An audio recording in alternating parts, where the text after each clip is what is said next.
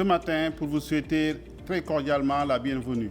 À l'instar de la communauté météorologique internationale, nous commémorons aujourd'hui la Journée mondiale de la météorologie, dont le thème cette année s'intitule « Combler ensemble les lacunes en matière d'alerte précoce ».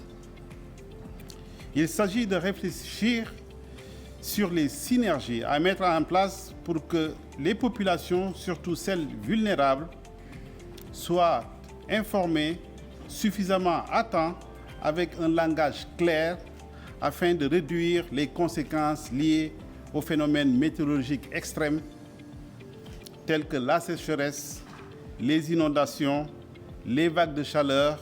Les phénomènes météorologiques et climatiques extrêmes constituent une menace croissante pour l'Afrique, affectant tant les conditions de vie que les économies.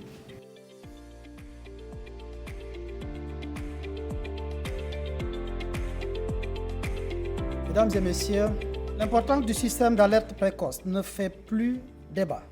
En permettant d'anticiper les événements météorologiques extrêmes, il sauve des vies, protège des infrastructures et minimise les pertes économiques.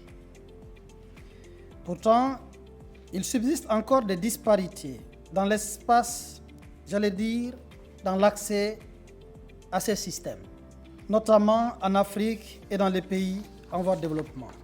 Mesdames et messieurs, c'est pourquoi nous devons agir collectivement pour combler les lacunes en mettant en place des mécanismes de surveillance plus efficaces, en renforçant la coopération entre les institutions et en exploitant de nouvelles technologies de diffusion pour mieux alerter en temps réel nos populations.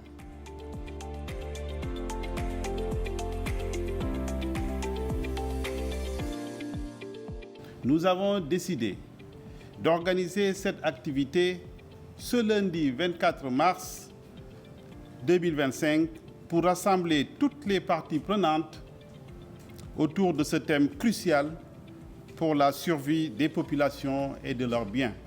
Aujourd'hui, plus que jamais, l'ANACIM, dans le cadre de l'exécution de ses missions régaliennes confiées à elle par l'État, s'engage à offrir des services météorologiques adaptés, mais également à accompagner les populations pour renforcer leur résilience face aux effets du changement climatique.